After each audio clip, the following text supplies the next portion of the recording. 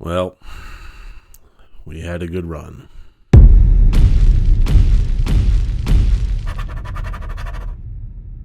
Hello and welcome to Rotted Review of the Day, and today we are plugging right along with our Halloween franchise extravaganza, this time with the 1989 entry Halloween 5: The Revenge of Michael Myers.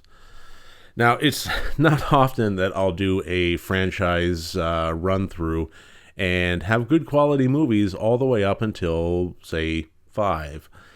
Usually they fall apart much sooner than that. But I knew that it was coming, and honestly, it had been a while. It had been several years since I've seen the Halloween movies. So I had forgotten a fair bit, especially in terms of just overall quality. I knew that it was going to start dipping around this time, but I honestly thought that 5 was going to be better than I thought it was. After watching it just yesterday, I just can't say that I really enjoyed it that much. In this movie, we continue on with the Jamie character as Michael Myers, of course. As far as the ending of 4 goes, it ended with Michael Myers falling into the pit, and in this one, it was very much a radar men from the moon kind of, where the previous entry had ended with a very final, not even necessarily a cliffhanger. You saw the car drive over the cliff and explode, and you didn't see anybody get out. You're very clear about that, but even so, the narrator says, "What will happen to George this time?" And then the next episode, it shows him rolling out of the car at the last second before it drives over the cliff. And so does this movie. In the last one, Michael Myers falls into the pit. And this one, it shows a bigger expansion of that as he climbs his way underneath and out the river and floats down until he's cared for, seemingly for an entire almost year by a hermit, until he basically wakes up on Halloween or close to, and kills the hermit and goes on with his merry rampage. And as far as the Jamie character goes, it kind of does a little bit of the same thing as far as reversing course a little bit. It was, it never actually said, but it was very heavily implied that with the ending of 4, that she killed her stepmother, and that the curse of Michael Myers and so forth, which we'll get to in another movie. But even so, the rage that inspires the killer passed down to her through the blood lineage, or through the traumatic events that had happened in the previous bit of the film there. But regardless, it was very heavily implied. I mean, she went after her with the knife. It was very, very similar to the very beginning of the first Halloween movie, with the child killing, so on and so forth, and then standing outside just a completely bloodied mess. And her case, standing at the top of the stairs, a completely bloodied mess as everybody's just freaking out. And in this case, it reverses course a little bit, and it instead starts with her as a nonverbal, traumatized version of herself from the previous entry, who only attacked her stepmother in a fit of psychosis. So, whereas something as terrible as killing her stepmother and then passing down the evil, it has been kind of, let's tweak that a bit. Let's start into this a little more sympathetic, a little bit, different direction than that, and still continue having Jamie as the victim and throughout all this. That's ultimately what happens. Michael Myers, Halloween, goes after Jamie, and of course, anybody that's caught in his wake will do that. The only things that really made this one different or stand out, aside from technical bits here, is that it tried to establish a connection, a psychic almost connection between the Michael Myers character and the Jamie character. Just generally her knowing where he is and being able to kind of feel what he feels and so forth, which gets exploited in the plot a little bit later. And here's the thing, is this movie really shouldn't have been made. I'm not going to mince words. It really shouldn't have been. As much as I love the Danielle Harris portrayal of the Jamie character, I really feel like while she was very good and she was very capable of carrying a movie, which for her first-time performance is very admirable, especially that young, I don't know if she had it in her to carry an entire continuing franchise, a series of movies. Not that she did a bad job in this one, certainly not. I still love the Danielle Harris performance of Jamie. But I think that as far as the direction that they chose to take her character in, I didn't much care for that. In fact, a lot of the things that made number 4 and number 5 different from each other, I didn't particularly care for. But at the same time, if there were no differences, then what's the point in it? So I really think that this one shouldn't have been made flat out, or at the very least, it should have been completely redone from the get-go.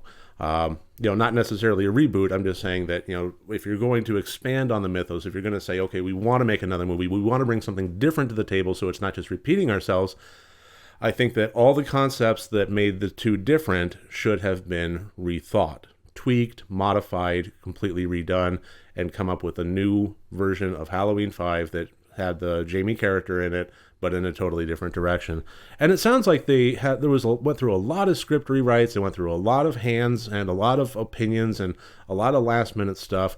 So, I have no doubt that this was kind of a slasher made by committee, and those tend to not go over so well.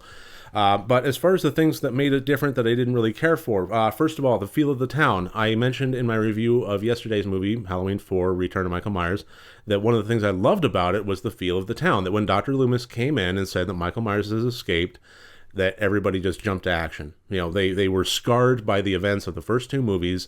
They were not going to have this happen again. They took him at his words, very little follow-up for proof, and it was just enough that, okay, call to arms, get everybody off the street, we're calling curfew, we're done. And in this one, it kind of reversed course on that. And all of a sudden, Dr. Loomis is once again butting heads with the police as they find everything kind of incredulous.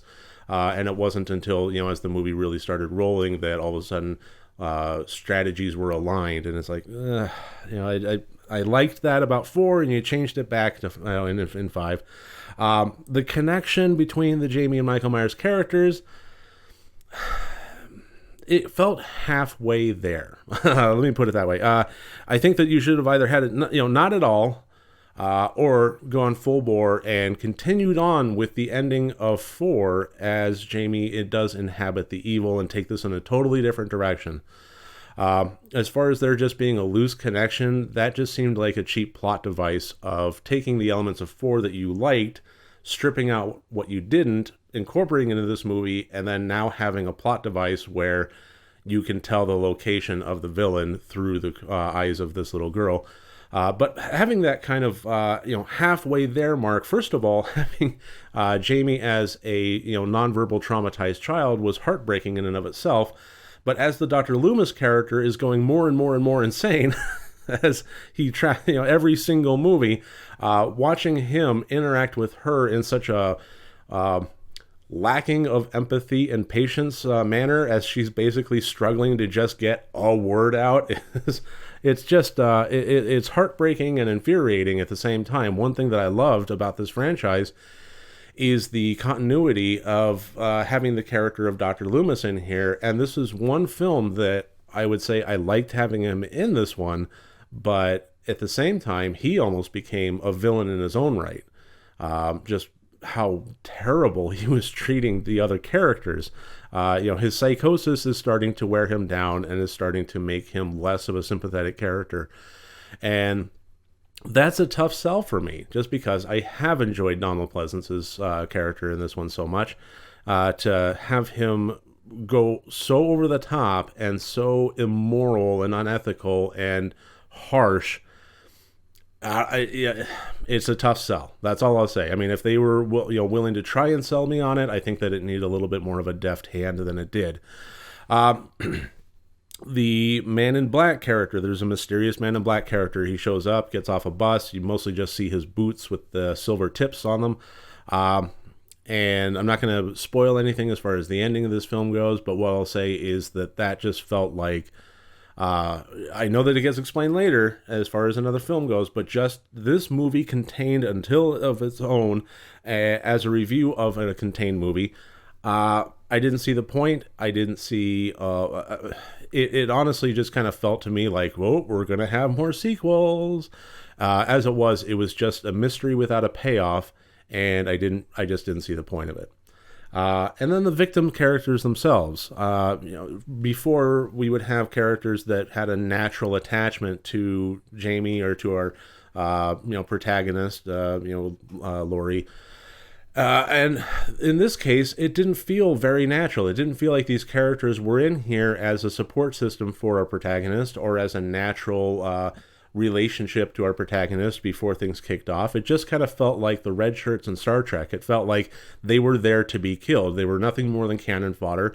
They were given a very loose attachment, a very shallow personality, and then set into motion where they got chopped up.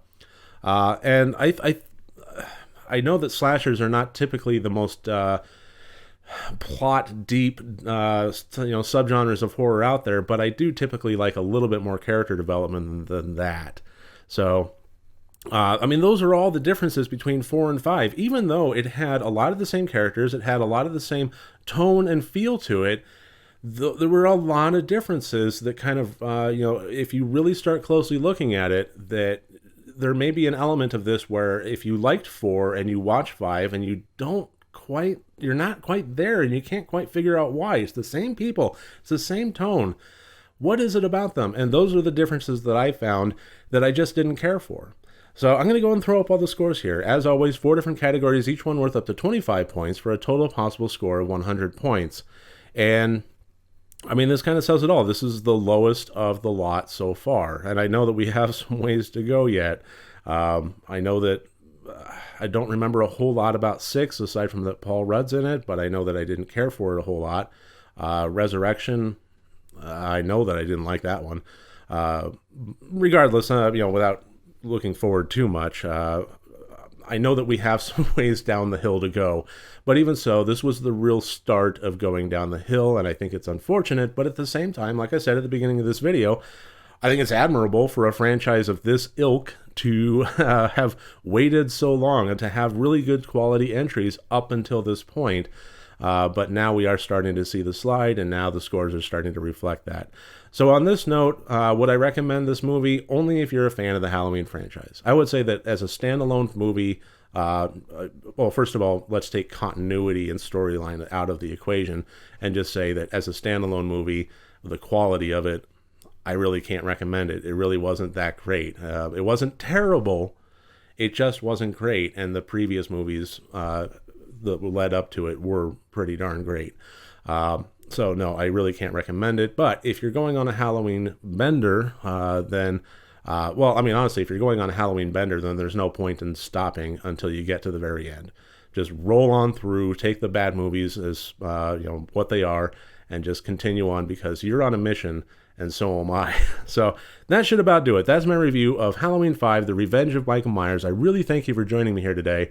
I look forward to seeing you tomorrow. If you like this video, please click like and subscribe. If you want to support me further, my Patreon and my merchandise storefront links are below. Remember, next time you want to watch a horror movie, first make sure that it's good and rotted.